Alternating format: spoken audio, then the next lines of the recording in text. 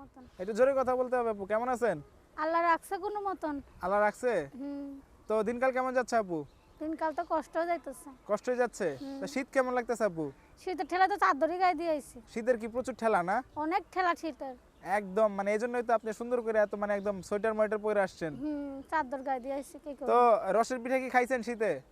খাইছি রসের পিঠা। কি রসের পিঠা খাইছেন? খাজুরের রসের পিঠা। খাজুরের রসের পিঠা। তাই যে আপনি যে খাজুরের রসের পিঠা একলা খাইলেন, আপনার মনের মানুষে না খাইলে হবে? মনের মানুষরাও তো খাইমো। কবে খাওয়াবেন? মনের মানুষ যখন ভাগ্যে আসবে সেখন খাইবে। কবে আসবে ভাগ্যে? যখন আসবে সেখনই খাইবে। এখনো তাহলে মনের মানুষ খুঁজে পান নাই? না পাই নাই। তা আপনার নামটা কি বলেন তো? নাম বৃষ্টি। বৃষ্টি। হ্যাঁ। এই এই শীতের মধ্যে যদি বৃষ্টি হয় তাহলে কেমন হবে? শীতের মধ্যে বৃষ্টি এলে বেশি ঠান্ডা হইব। বেশি ঠান্ডা হবে। তো আপুর পরিবারে কে কে আছে? পরিবারে আম্মু আছে, ছোট বোন আছে।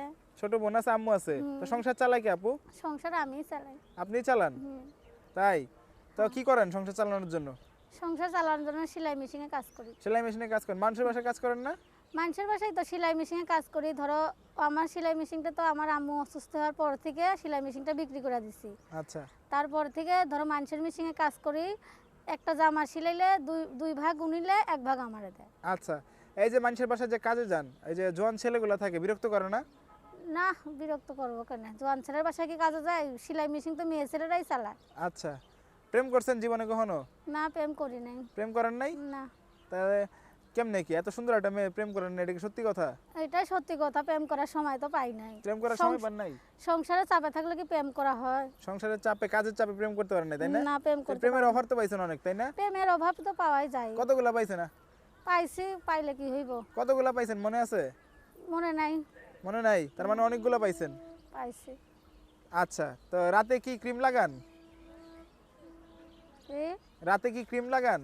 রাত্রে কি ভাইয়া ক্রিম কেউ লাগায়? কেন এত সুন্দর মেয়ে রাতে পরে না, রূপচর্চা করার জন্য? আমি তো এমনিই সুন্দর, তা ক্রিম লাগে ওরে কোন বাপ, লাভ? এমনি সুন্দর দেখে ক্রিম টিম লাগান না, না? এমনি সুন্দর বলে আপনি ক্রিম একদম লাগাই। জেনুইন সুন্দর তাইলে, তাই না? হ্যাঁ, আমি এমনিই সুন্দর, কোনো ক্রিম আচ্ছা। টিম লাগাই না। তো এই যে আমাদের এই যে প্রতিবেদন তো দেশ বিদেশের প্রবাসী অনেক ভাইরা দেখবে কিংবা অনেক মানুষ দেখবে, তো আপনার সাথে যোগাযোগ করার কি কোনো নাম্বার আছে? হ্যাঁ, নাম্বার আছে। তো আপনার নাম্বারটা একটু বলে দেন তো।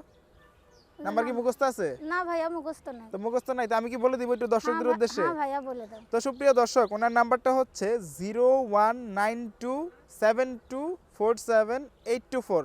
দর্শক আমি আপনাদের উদ্দেশ্যে আরেকবার বলে দিচ্ছি, 0192724784।